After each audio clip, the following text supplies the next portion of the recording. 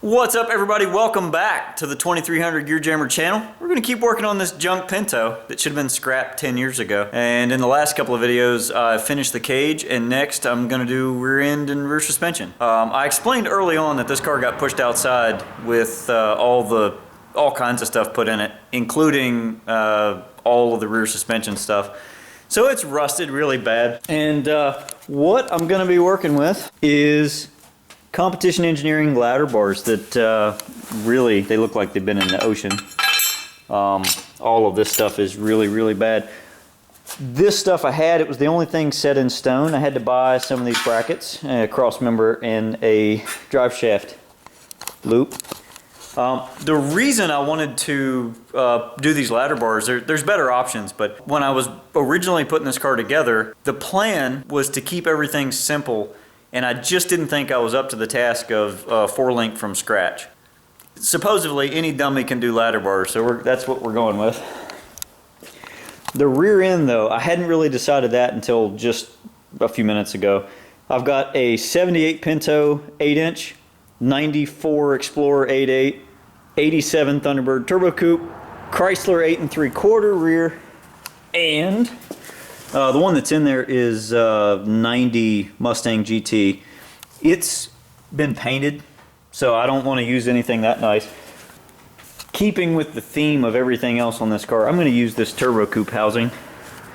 And my gosh, that's pretty bad. Might need to put a little oil on that, maybe a seal. And this was a disc brake rear end, but I'm not going to use disc brakes. I'm actually going to use drum brakes, and I have no idea why, but that really upsets people on my black car. I have run drum brakes forever on that, and it stops extremely well. This car is going to be a whole bunch lighter, and I've got all those brake parts, the same set of brakes on everything, so I'm just going to keep going with it. All right, let's jump in. The heat's running in the shop. It's like 30 couple degrees in there, so you can't hear anything, and you miss all of my pearls of wisdom anyway. So all we're doing is we stripped everything down, got everything cut off of it. All the old bearings, seals, that stuff came out, and those are really stuck. I was amazed. The slide hammer was getting all it could handle to get the axle bearings out, but Trevor got them out, so no problem. Those aren't for sale either, so don't bother asking. I'm going to end up installing that rear end a couple of times for the to get the brackets and stuff all welded in, but it's in there for now.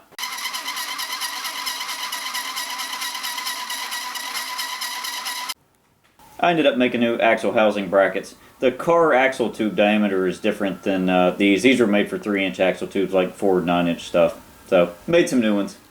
Side note, one of the questions I keep getting a bunch is, where the heck is Trevor? Don't worry, Trevor's around. He's kind of like our 1.8% female viewer audience. Trevor's pretty rare. And like right now, he's on the way here. But with what I'm doing, I'll have the video done before he gets here, and then we'll work on something else. So that's just how this one's going to work out. Don't worry, he's around. He's definitely there when it counts, and especially when it comes to saying things like this. Just trying to get a good angle on this hole here.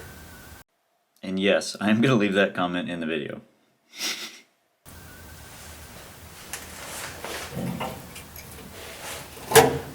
Oops. We don't need that. We're fortunate to have the rust hole so bad. I fell through only once when I was doing the cage, but hey, look at that! We got a ladder bar. Oh man, my eyeballs. Hey, that is gonna come up about that far, so that actually works out really nice. We'll just cut that out. There's a cross member that's going to go across, so we'll cut part of the floor out. Hell, I'm halfway there. Oops. Get that out. Yeah. Out my head. Son of a... I forgot I put the other side together. I dinged my head on it. Moron. It's kind of hard to see. I got to cut out this cross member that runs across. Oh yeah, I see it now. That was one of the leftover pieces from before, and that's just some garbage tube that didn't bend worth a crap. So I'm going to cut that out, get it out of the way, and we'll worry about bracing that. The other cross member is going to probably cover it anyway. All right, I've got everything mocked up pretty close. I'm just trying to get length for the ladder bar so I can determine where the cross member is going to go. And I'm pretty nervous about this part. It's hard to undo it. It's hard to cut it back on after you cut it off. But looks pretty good. We're going to take a deep breath and let it rip.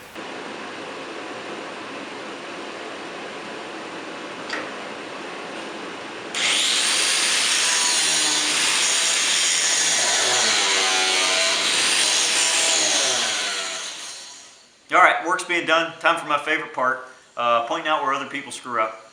And I think more than anything, people, especially in the 2.3 world, they overthink things that absolutely don't matter. And it will be like what color nuts and bolts they need and just really dumb stuff. You know, what color oil bottle should I use, things like that. And it's stuff that absolutely does not matter. And people want things absolutely dialed for a car that's likely to never leave the jack stand. So what I'm trying to push everybody to do is get your car running, whatever it is, and go run it and build it as you go. Because the people that jump in at a higher level with these things, the chance of failure is extremely high.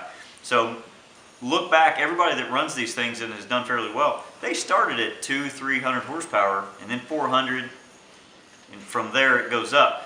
But the problem is when other people do it that have been doing this for 10 years, when they up their goal or they go faster, people that don't race up their goal. And you skip all the steps in the middle. So what I'm getting at is when I pushed really hard. I wanted to run 12s in the quarter with the black car. And I hit that goal, and there were some people that said, well, that was a stupid goal. It ought to go faster than that. Well, yeah, it should, but you can't run 11s if you don't run 12s. So I hit the 12s, and then the next year I set my goal for 11.99, and I went 11.98, and then people actually said, well, you only did that once.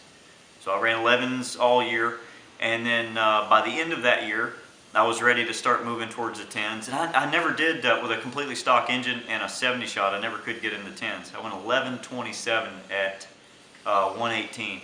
And I had more fun trying to do that than anything. And the next year, I went 10.89 at 126.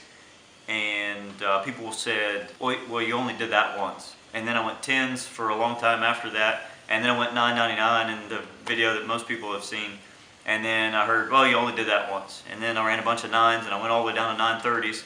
And ran 930s, and then ran a bunch of 8th mile stuff. So the times were the same. I just didn't run all of them at the quarter. Some of them were 8th mile passes, so it's all the same. And what I'm getting at by all of this is no matter what you do, somebody isn't going to like it. Somebody that thinks they can do better is going to say something. Who cares? It doesn't matter. It's your car. This is mine. I'm doing this car wrong out of crap I have sitting around just to show how much fun we can have with junk and not trying to make 700 horse or whatever people are saying they want their daily driver 2.3 to be now. But the point, put your car together and go have fun with it at some level and work up from there. Yeah.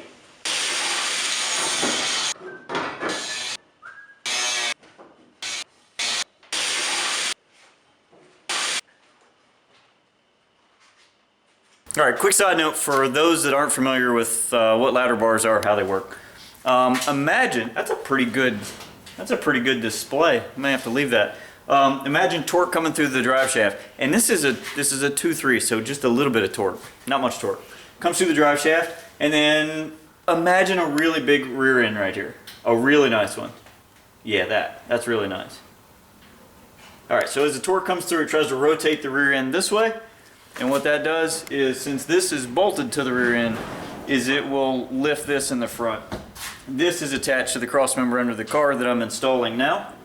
And you size these things kind of for what fits in the car, what you can package.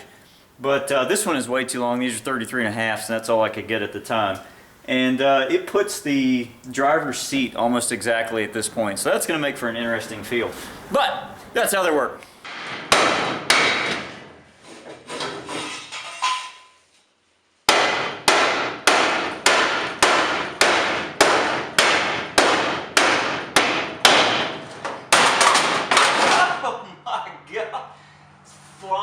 bathroom scales.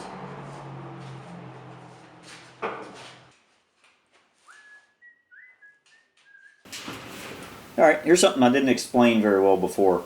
I had to add these axle floaters that are welded on, these huge brackets that are way too big. And the reason for that is the rear end moves up and down. It's also got to move front to back when the rear end rotates. So that fixes that part. Well, it's that time again. Everything's in, tacked in place. I'll weld it later. I've got commitment issues with this kind of thing, so I'll do that after I check it all one more time. But I used a plumb bob, and I marked everything on the floor, like where the frame rails are and where the cross member is and ladder bars, and tried to get everything as square as I could. It's beyond as good as this thing needs to be. Both bars are about a degree up, the way the car sits right now. That'll be just fine for this. It's going to work. It'll get us to testing. Alright, that's the end of the ladder bars. They're mostly installed. There's still going to be some fine-tuning when we get to the track down the road, but that's the fun part, so I look forward to that. We'll see if we botched it really bad when we get there. And let's see, next up is going to be doing the rest of the rear end, ring and pinion, axle, spool, all of that stuff. That'll be separate. That'll be the next video next week.